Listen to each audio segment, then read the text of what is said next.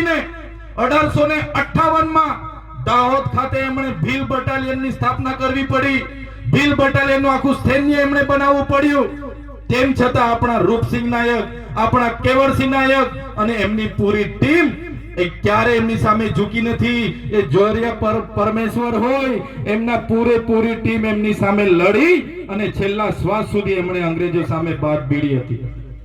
તમે જોયું હશે 1868 ની હું વાત કરું ત્યારે જાન્યુઆરીમાં આપણા જોરિયા પરમેશ્વર, જેને આપણે જોરિયા નાયક પણ કહીએ છીએ, એમના માર્ગદર્શનથી રૂપસિંહ નાયક એમની પૂરી ટીમે આ વિસ્તારને સ્થાપિત કરવા માટે, ધર્મરાજ સ્થાપિત કરવા માટે, સ્વતંત્ર રાજ્ય બનાવવા માટેની પહેલ શરૂ કરી.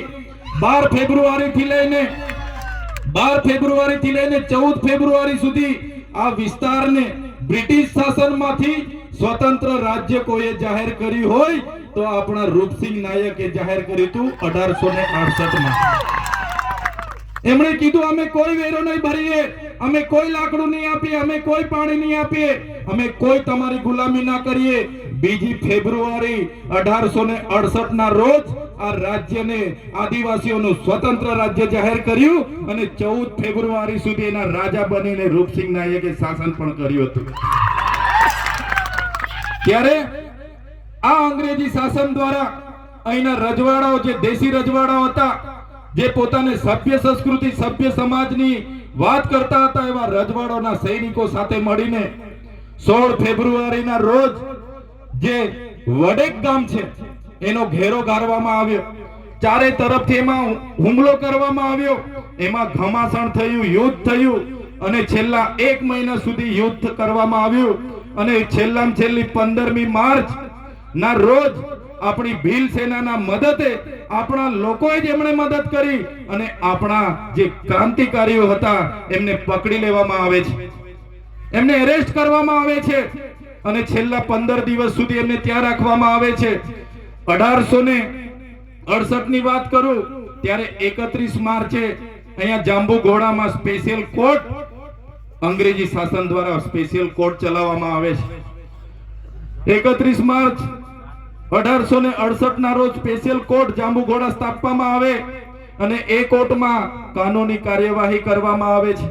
માત્ર 15 દિવસની કાનૂની કાર્યવાહી બાદ 16મી એપ્રિલ 1868 ના રોજ આપણી જે ક્રાંતિકારીઓ હતા એમને ફાંસીના માંચડા પર ચડાવી દેવામાં આવે છે.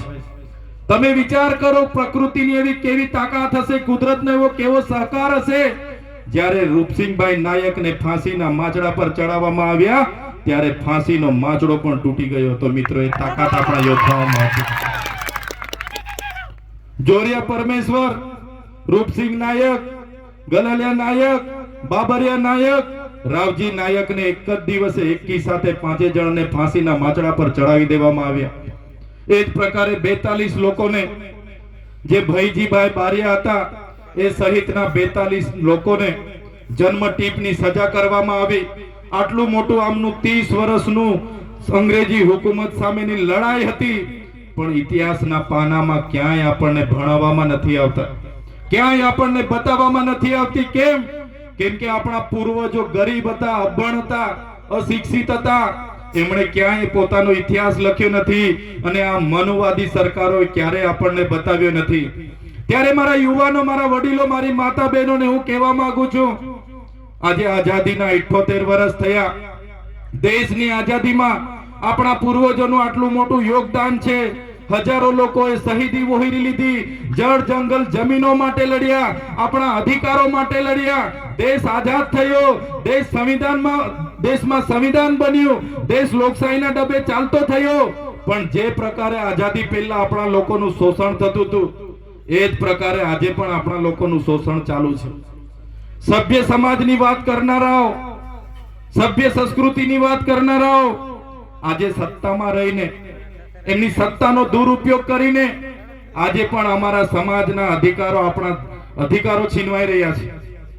આજે આપણા બંધારણ અધિકારો, જે આપણને સંવિધાનની આર્ટિકલ 244 ની પેટા કલમ 13 અંતર્ગત જે અધિકારો મળ્યા છે એની આજે અમલવારી નથી થતી. આજે 65 ની અમલવારી નથી થતી, આજે 73 એની અમલવારી નથી થતી, આજે કોઈ પણ કાયદાનો આદિવાસી સમાજ માટે ઉપયોગ નથી થતો કે અમલવારી નથી થતી. ત્યારે મારા સાથીઓ, મારા યુવાનો, આપણે બધાએ જાગી જવાની જરૂર છે.